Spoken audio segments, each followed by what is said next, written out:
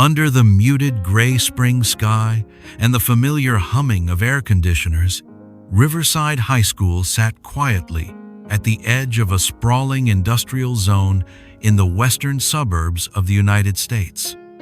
From a distance, it looked like a silent concrete block amidst smokestacks and factories, no rows of green trees. No fragrance of flowers drifting in the breeze like schools of the past used to have. In the schoolyard, there wasn't a single flower in sight. The old plant beds now held only cracked soil, and the wide courtyard was paved entirely with concrete, scorching under the sunlight and offering no refuge for any form of life. There were no cicadas, no bird song, and certainly no buzzing of bees like in Mr. Allen's distant memories. Mr. Allen, middle-aged biology teacher, still remembered vividly his childhood schoolyard. Every spring, golden wildflowers would bloom along the old wooden fence, and small swarms of bees would dance around clusters of vibrant purple lavender. Those were days when students learned not just from books, but from the bees working on each petal, a lesson in nature more vivid than any textbook could provide. But today, as he stepped into a classroom lit by glaring fluorescent lights and a cold whiteboard, Mr. Allen sighed gently. On the projector screen, a bee was magnified yet not alive, just a computer-generated 3D model. He spoke in a calm, deep voice. "Class, has anyone ever seen a real bee in person?" The room fell silent. A few glances exchanged, and then only 3 small hands slowly rose from the back row, hesitantly. A surge of emotion rose in Mr. Allen's chest. A creature once found everywhere, once a symbol of life and renewal, now reduced to memory and simulation. He gripped the marker tightly, heart heavy with worry. Perhaps it was time to bring the bees back before the next generation forgets that nature once knew how to whisper. One day after that quiet class and the question that weighed heavily on Mr. Allen's heart, something remarkable happened from the smallest student in the room. In the next biology lesson, as Mr. Allen was explaining the role of bees in pollination, a small hand timidly rose. It was Chloe, the quiet girl who usually sat in the back, often seen doodling in the corner of her notebook. Her voice was barely above a whisper, as if afraid she might say something foolish. "Teacher, if we plant flowers again, do you think the bees will come back?" The whole class turned to look at Chloe. Mr. Allen stood still. That question, simple, innocent, was like a beam of light piercing through the heavy atmosphere of lessons filled only with theories and diagrams. In that moment, even he asked himself, could small actions really create real change? Instead of responding with science, Mr. Allen placed a hand over his heart and nodded slowly. "I don't know for sure, but if we never try, we'll never know." From that tiny question, a seed of an idea began to sprout, not on a page, but in the hearts of the entire class. From then on, biology lessons were no longer just about cold slideshows. The kids started brainstorming and exchanging ideas. One suggested bringing seeds from his grandfather's garden, another wanted to draw name tags for each type of flower, and someone else proposed making small water stations so bees could rest. No one was told what to do. No one needed a grade. Mr. Allen brought out an old diagram he had drawn years ago in college for an ecological garden he had once dreamed of. The whole class erupted with excitement. They chose a corner of the schoolyard, a small trash dump, now reduced to broken bricks and hardened soil. It was right there that they began cleaning. Tiny hands dug through dirt, picked up litter, pulled weeds. Laughter rang out, cutting through the distant noise of construction and machines, as if, in a world that had long forgotten nature, a quiet seed of hope was starting to awaken. Mr. Allen stood silently amidst the scene, his eyes shimmering with emotion. A learning garden was about to take shape, not from a hefty budget, but from a simple question, an unshaken heart, and a generation still willing to believe in the return of the bees. The old cement schoolyard, once home only to weeds, became a miniature worksite where every child labored not for grades, but for a newfound excitement to grow a real garden, not on paper, not in textbooks, but in the soil. Each student brought whatever they had. No one waited for sponsorships. Old plastic bottles became plant pots, cleverly cut and painted with bees, flowers, and rainbows. Soil was borrowed from home gardens, carried in plastic bags or old paint buckets. One student brought eggshells to make natural fertilizer. Another wrote handmade signs. "I'm a white daisy. Lavender is still sleeping, don't overwater." Childlike messages full of care. Mr. Allen didn't stand at the front of the class. He sat on the ground, his hands just as dirty as the students'.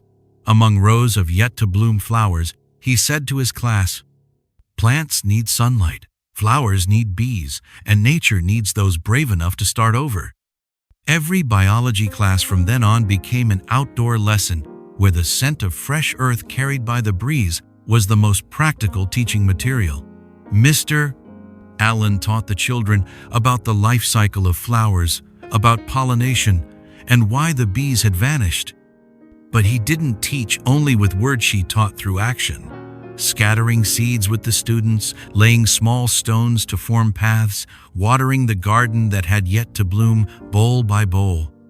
What made it special was this: each student got to choose their own flower to plant.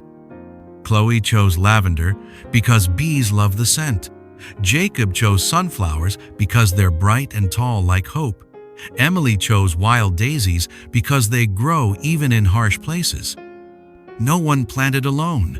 The children helped one another, watering a classmate's flower when they were absent.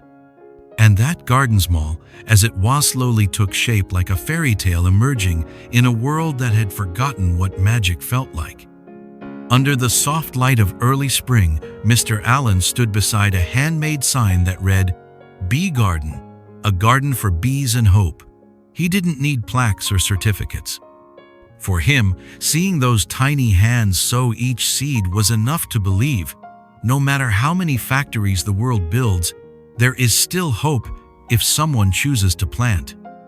One bright Saturday morning, the entire class followed Mr. Allen on a short walk beyond the schoolyard, down a dirt path that led to a small wooden house home to Mr. Henry, whom Mr.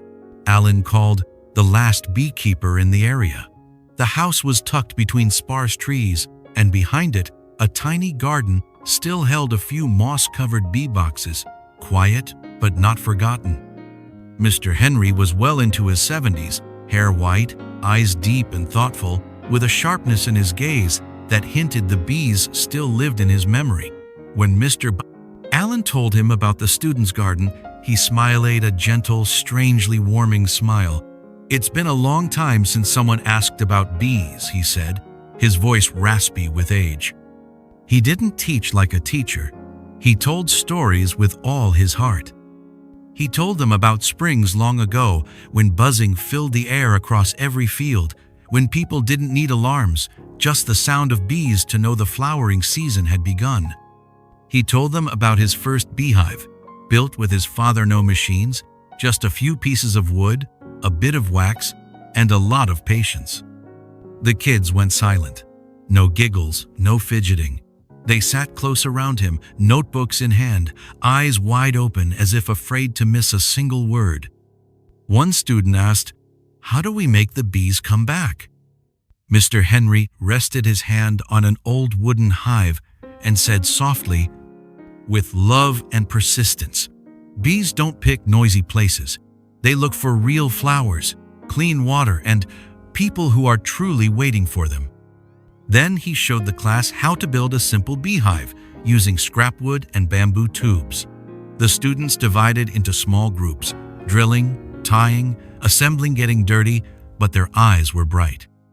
One kid struggled for ages to fit the lid, but when a clay model bee was finally placed inside, he exclaimed, "It looks so real."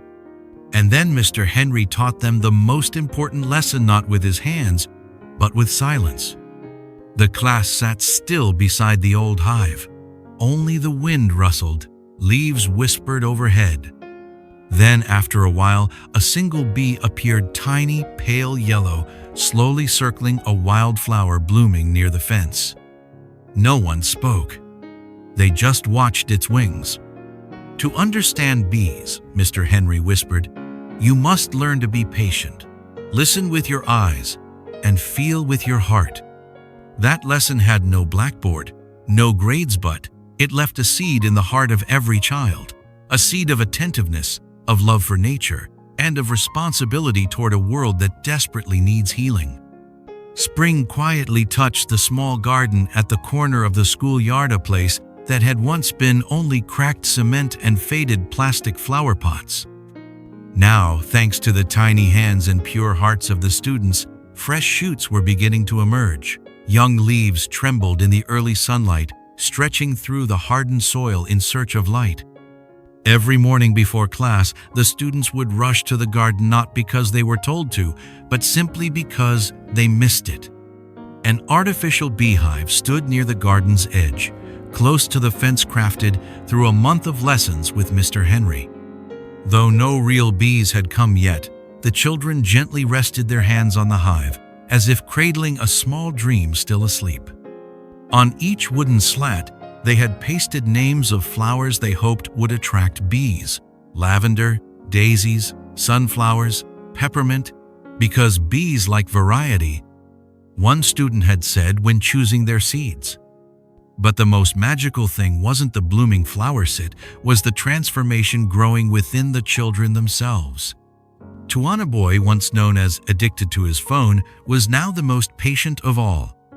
He brought a magnifying glass to class every day, sitting quietly by the wild daisies, noting each time a flower bloomed, each tiny insect crawling across a petal.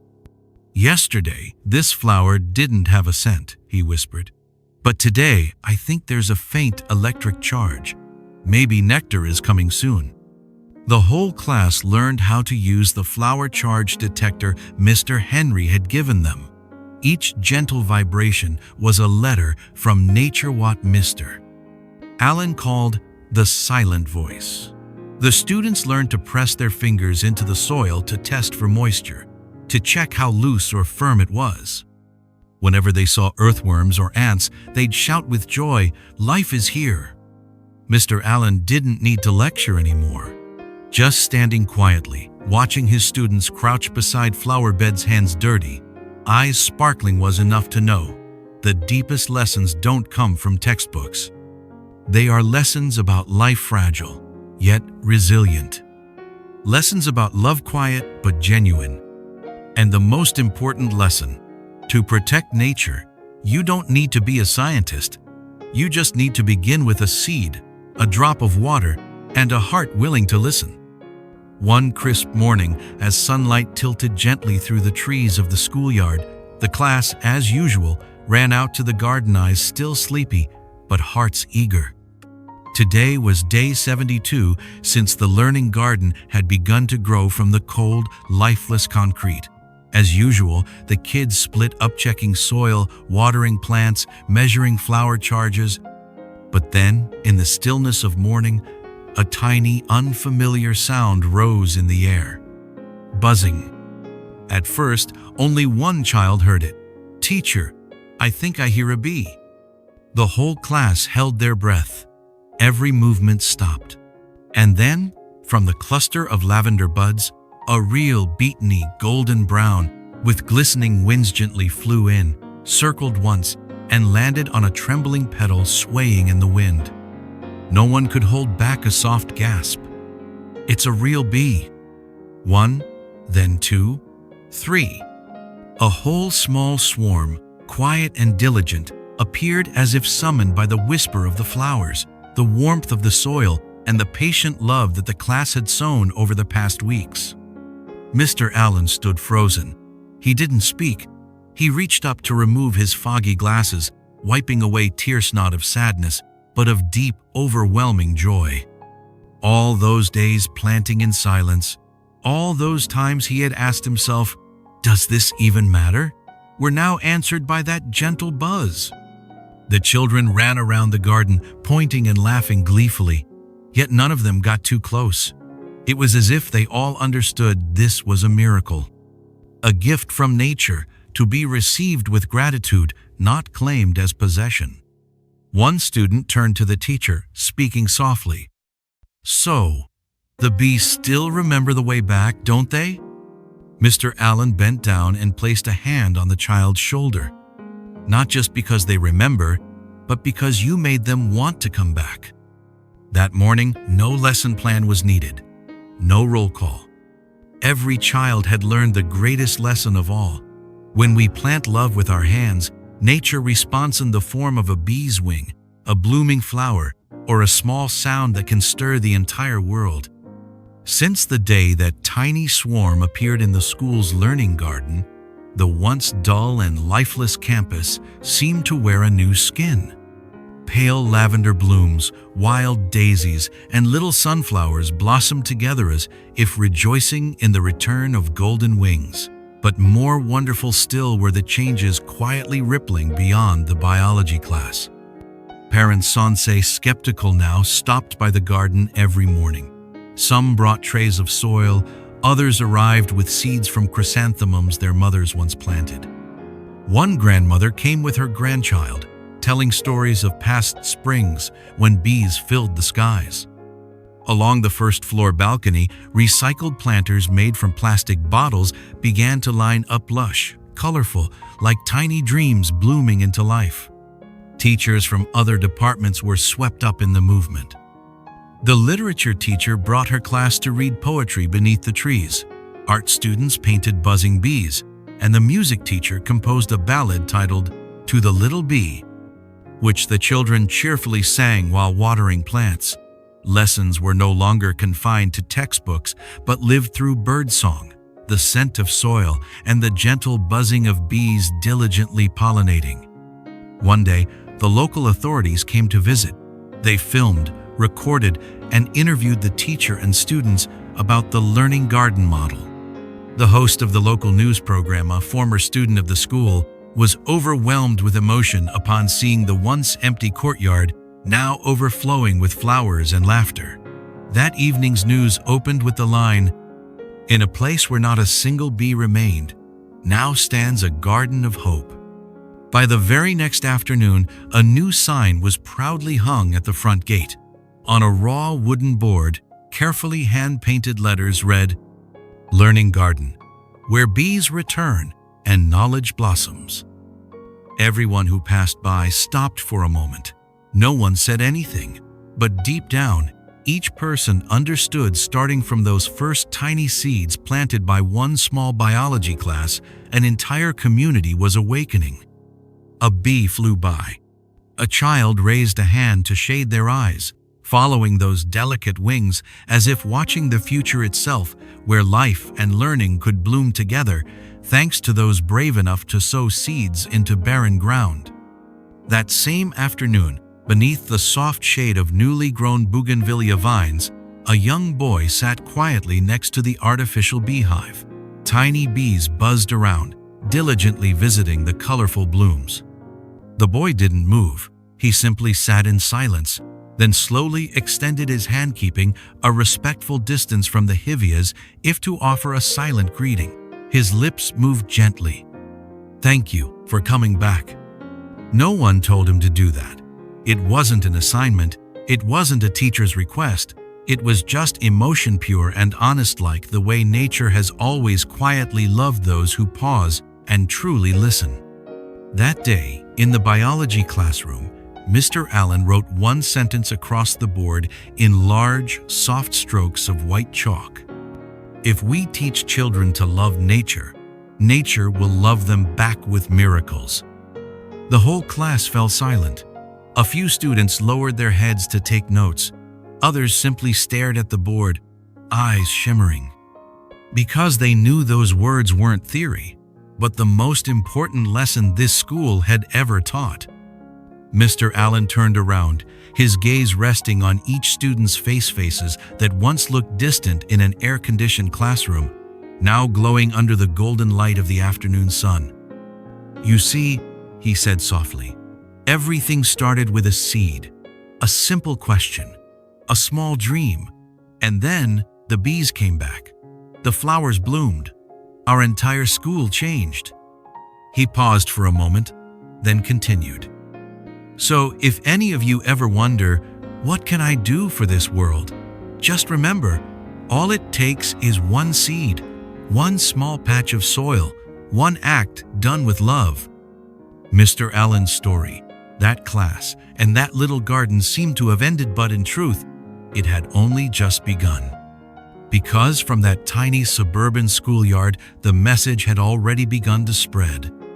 Start with a single seed anywhere, whether it's a planter on your balcony, a forgotten roadside patch, or a corner in your backyard. If you plant with love, life will answer with miracles. Because when we save the bees, we are saving ourselves. 2. If this story has touched your heart, like this video to help spread the message of loving nature and the power of small, meaningful actions. Share it with friends, teachers, parents, anyone who might need a reason to sow hope where they live. Subscribe to our channel so you never miss another inspiring story about nature, people, and the journey of restoring life through little things. Turn on notifications to be the first to watch each new video where together we write more kind chapters for this planet. And if you have a tiny patch of land, an empty balcony, or even just a flower pot, plant a seed. Who knows, you might be the one who brings the bees back to your home. Hoo-hoo.